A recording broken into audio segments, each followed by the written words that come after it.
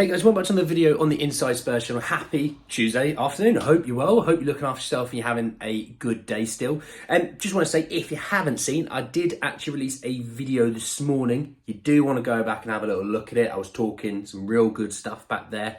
So by all means, go have a look at it. You know you want to. Stop being like that.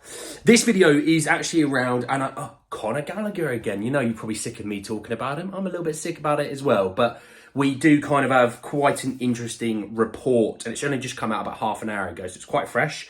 As well as some news surrounding Heung Min and a contract extension, as well as an update on Bergvall, the guy that we just signed. Well, I say signed, but we'll sign, obviously, ready ahead of next season. So plenty to get into, plenty to talk about. I just want to say, if you're new, subscribe. You're very much welcome to join us for the journey. Let's talk Conor Gallagher. So look, last night, Chelsea played at Crystal Palace. The first half was genuinely, it was one of the worst first halves I watched. I was so bored of watching it. It was like watching a wall that you just painted drying. I'd rather have done that. It was so boring. I mean, Chelsea had like 80% possession and created nothing.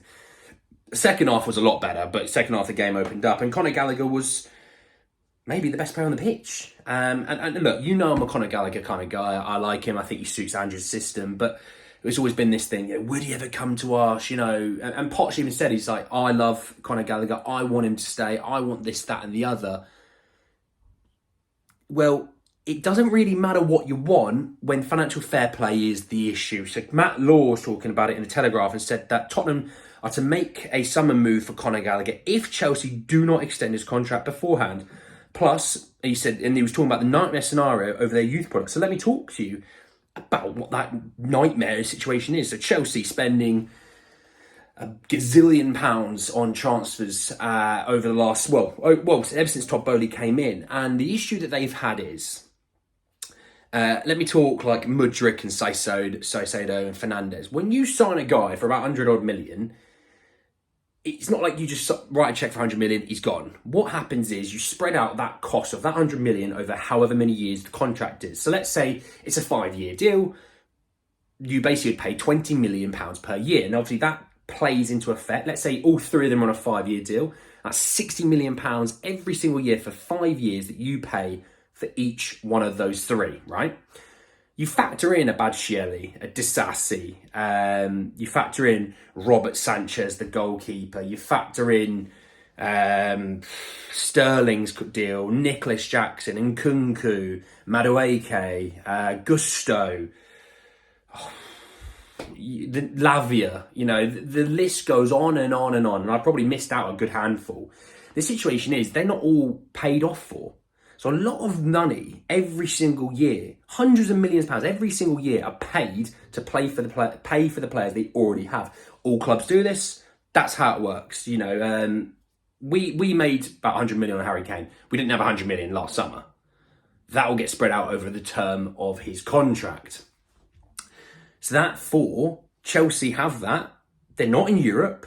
All these things play into account. And when you're not in Europe, you can't charge as much as for advertising.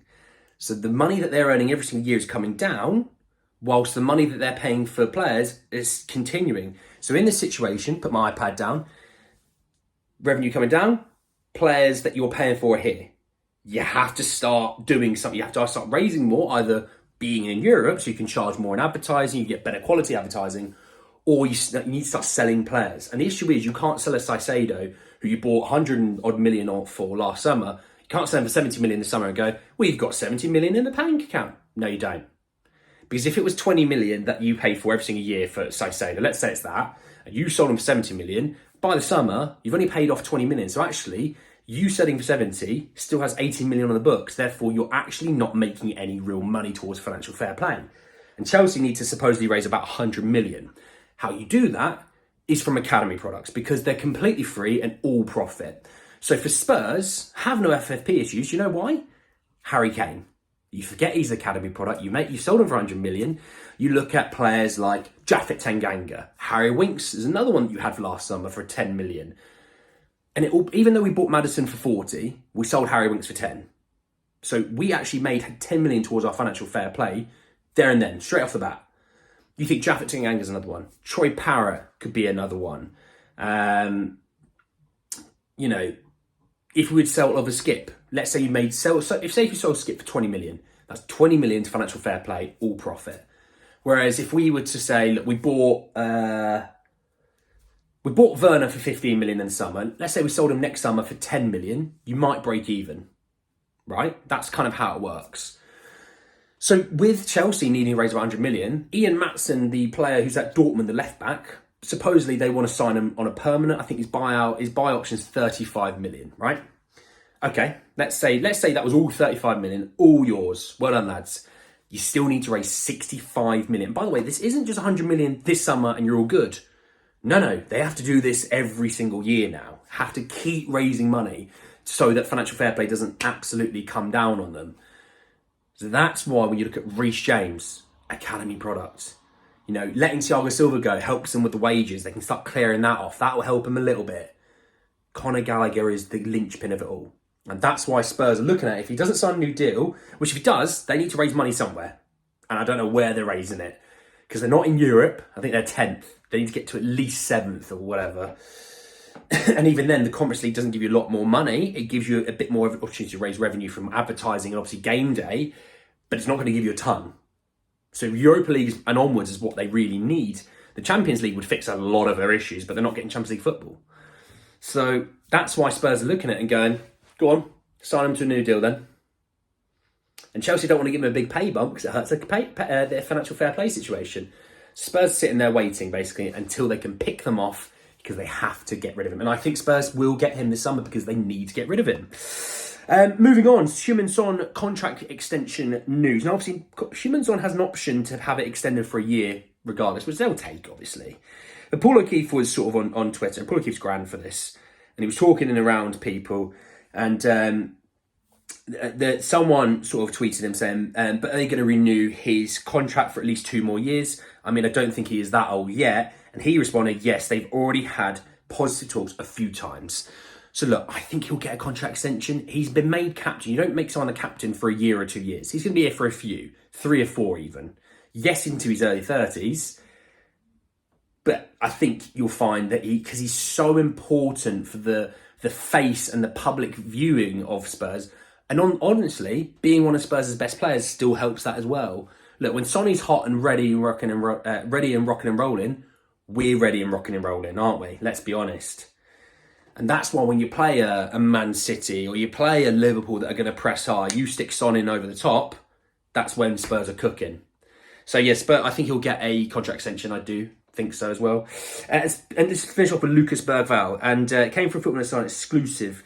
It says that Tottenham plan to use 18-year-old sensation Lucas Bergvall as a regular first-team player next season. Spurs regard the teenager as a generational talent capable of slotting straight into their senior team.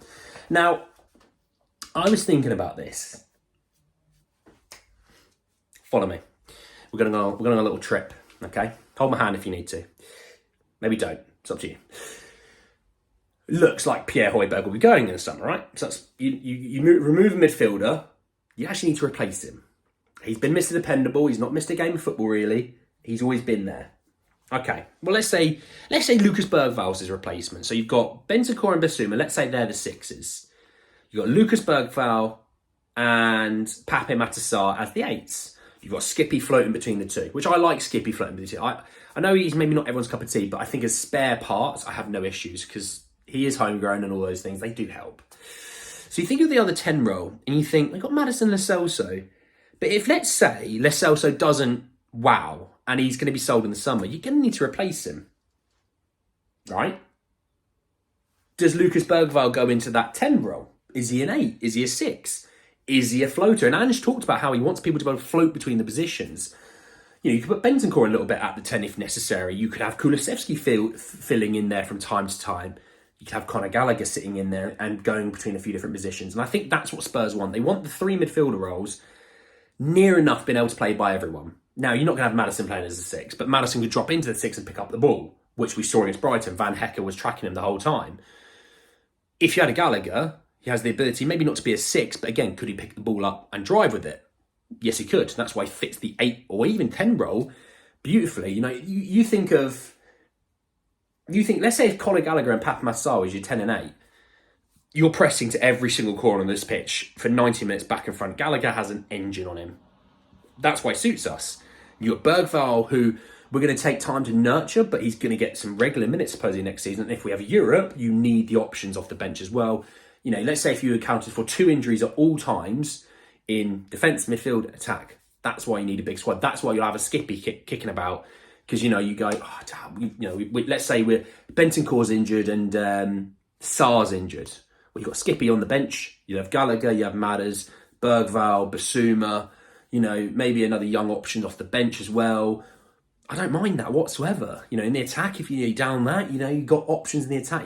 I think they'll keep Timo because he's cheap next year for 15 million. You've got Timo and Brennan, and you've got Sonny and Richie and Kulu and